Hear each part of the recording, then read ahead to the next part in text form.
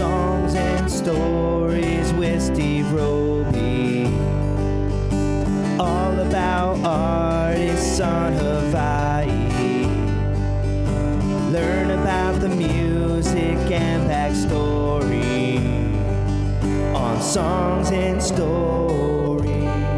Aloha, and welcome to Season 2 of Songs and Stories. That's a new intro we got from the Paka Roots, who will be a guest on an upcoming episode. On today's show, we have our first non-musician guest, the Kahilu Theatre's Artistic Director Chuck Gessert. I recently had the opportunity to sit down with him and discuss the theater's future and what their plans are when they get the green light to reopen. To give you a sense of the diversity of the acts the theater offered, I'm including a few clips from their 2019 season. Here's my interview with Chuck Gessert. I'm speaking with Chuck Gessert at the Maunalani Resort, and we're just about ready to watch Brother Nolan in the benefit concert for the Kahilu Theatre.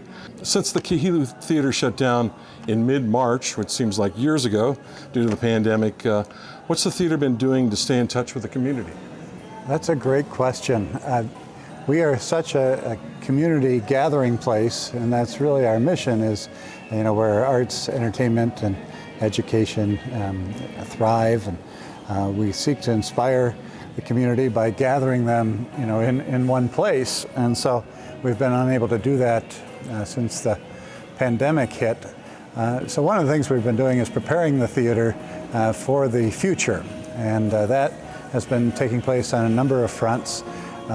Number one is we're addressing public safety, and we're doing a rehaul or overhaul of our bathroom facilities so that when we bring the public back in, we'll have touchless toilets and faucets and paper towel dispensers and hand sanitizer dispensers.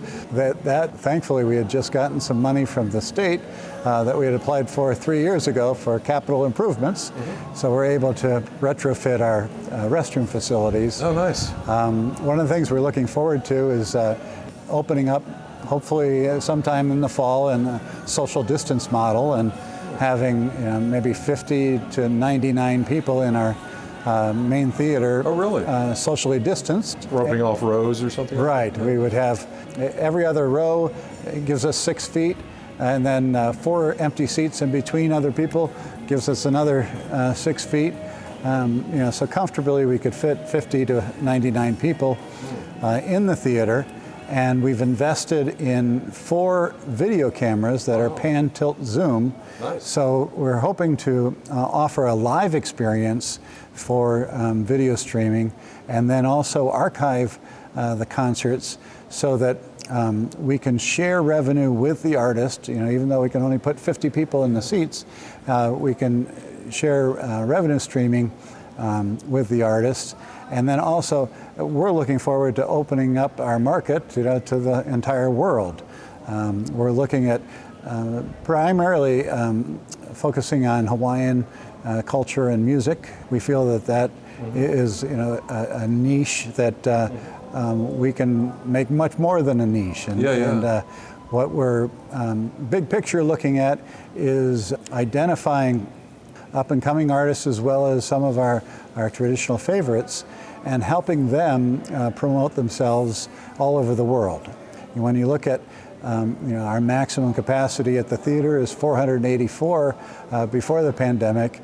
On a good video live streaming, who knows how many that could be. Right. So it would be like subscription-based? Right. We're working on the different models right now, and we're hoping in August and September to be doing some testing of both our equipment and also our video streaming capabilities. About a year and a half ago, we had fiber optic brought into the theater, so we've got a great capacity for uploads and upstreaming. So I'm really excited about what our potential is. Exciting, brilliant news. Yeah. Wow, that's incredible.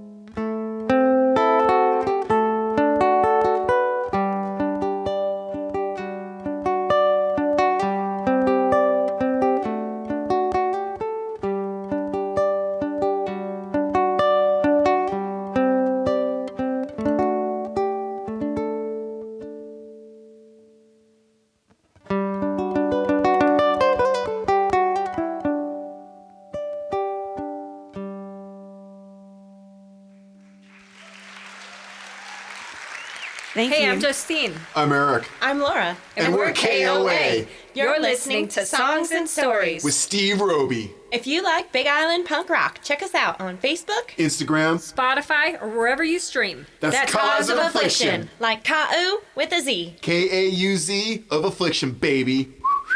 Yeah, and we're back on Songs and Stories with my interview with Chuck Gessert, the executive director of the Kahilu Theatre. In part 2 of my interview with Chuck, he explains that they're adding 4 different video cameras to the theater and how they will enhance the viewer's experience when they watch future shows online and get to see close-ups and things you just wouldn't see if you were in the theater watching a show itself. You know, I along with millions of others, watched Hamilton this last week, and I had seen it on Broadway, and so I think they somewhat captured what the live theater experience was, and part of that was through using multiple cameras. And I think rather than just a static camera, on a stage, we're looking at all 4 of our cameras will be able to pan, tilt, and zoom. So we'll be able to zoom in on the finger stylings, of Ledward Kaapana.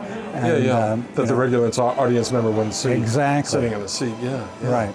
That's great. Do you plan to announce that further down the road, a couple more months? Right, yeah, that's what we want to get all the. Yeah. We want to keep it at the same quality that we've done. But I envision that we'll be able to invite back halaus that have traditionally sold out for their performances, and those have been rentals of the facility, and they were limited as to how many people could see their show because of the capacity of the theater, and we can bring them back with little or no audience and really have a worldwide audience for that. So it's not just concerts, but certainly we are looking at one of the things that we think would be really cool is maybe a Sunday evening kind of Kapila jam session. Through both Bring It, and we've had the Hawaii songwriters meeting at our theater every month before the pandemic.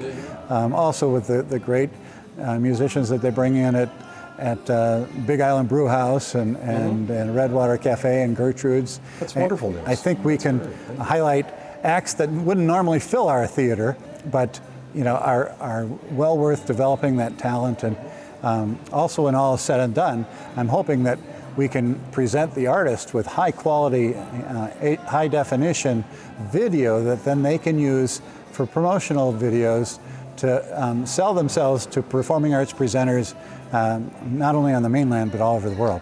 That's an excellent idea. Wow. I can't tell you how happy I am to hear that. That's beautiful.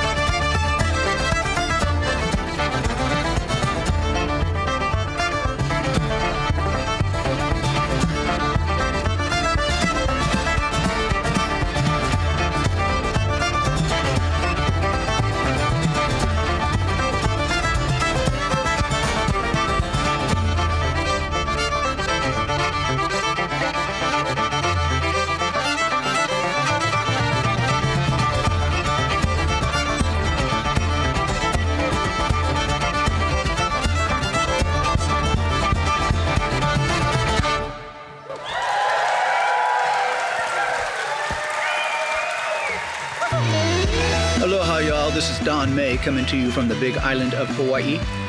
And you're listening to Songs and Stories with your host, Stephen Roby. And I'd like to invite you over to donmayofficial.com. Check out some new music, tour dates, take a look around.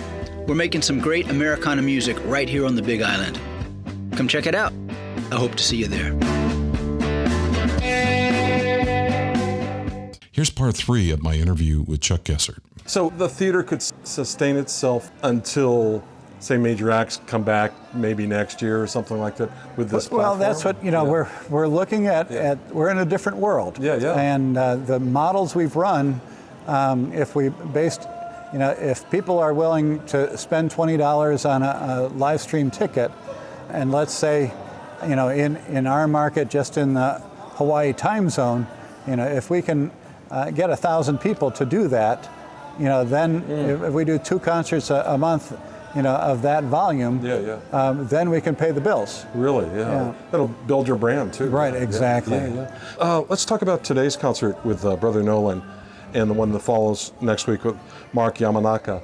These are benefit concerts to help the theater? Right now, because of the different phases of reopening that the island is on, we really aren't in a position to do concerts. I've had a lot of people suggest, do a concert at Waikoloa Bowl or, what have you. And our primary concern is the safety of the artist, guests, and staff. And Manalani this weekend opened up their restaurant, the Canoe House. And they've got a unique facility in that they've got outdoor dining and a beautiful lawn that pre-COVID we could probably fit 300 people for a session there, and we just sold 40 tickets on the lawn. So we're very socially distanced on the lawn. Brother Nolan will be performing just feet away from the Pacific Ocean. It's such a beautiful setting, and it's got to be the freshest air on earth. And we're requiring masks, to be worn by everyone. But I'm really excited about tonight. I think we've crossed all the T's and dotted the I's, and everyone's very excited to have live music again on this part of the island. Congratulations. Thank you. Since we last saw each other face to face, Executive Director Deb Goodwin has moved on. Yes. And are there plans to announce her replacement? Well, the Board of Directors has decided that Mimi Curley is going to be the interim Executive Director, and they're going to rightfully take their time in assessing what needs to be done in the leadership at Kahilu Theatre, what's best being addressed in this time of terrific change. So it doesn't look like we'll be going up to full capacity anytime soon. So this time. Unfortunately, we've had to lay off a number of staff people because of the pandemic, and everyone who is remaining is at reduced pay. So part of the industry. Yeah. So I'm grateful that I still have a job here, and I hope their intentions are to stay the course here with that. Earlier, you were telling me you're starting to make use of the Mike Luce studio. Yes. With another organization on Oahu. Yes. Can you talk a little bit about that? Sure. We had the folks from High Sessions were at the theater last Friday, and Blaine Singh, who recently moved to the Big Island, he did a recording session in the Mike Luce and invited his good friend John to play in bass with him, and John brought his cameraman. They videotaped a couple of the songs for High Sessions, and hopefully, moving forward, we'll have some more High Sessions live from the Big Island. Yeah. So the theater's really got some big, exciting news happening. Right. Is there anything else you'd like to add, Chuck, before we go? Well, Steve, I have just been here 3.5 years, and I've been so impressed with the work you've done on behalf of not only the artists, but also the venues on the Big Island. I think, besides myself, I know that you traverse the island more than I do. My first year, I traversed it quite a bit, but I've just been so impressed with not only the professionalism of your coverage, phenomenal support that you give to every artist that comes onto not only the Kahilu stage, but down in Hilo and Kona and everywhere in between. Well, thank you. Thank you. If this were video, you'd see me blushing, but not in a COVID-19 way. No. Again, Chuck, thank you so much for your time. Oh, thank you, Steve. Thanks for listening to Songs and Stories. You can find episodes on Apple Podcast and listen or download for free. New episodes are available every Thursday. Songs and Stories is produced by Big Island Music Magazine. Find us on the web at bigislandmusic.net. Be sure to follow us on Facebook. I'll see you next week on Songs and Stories. Aloha.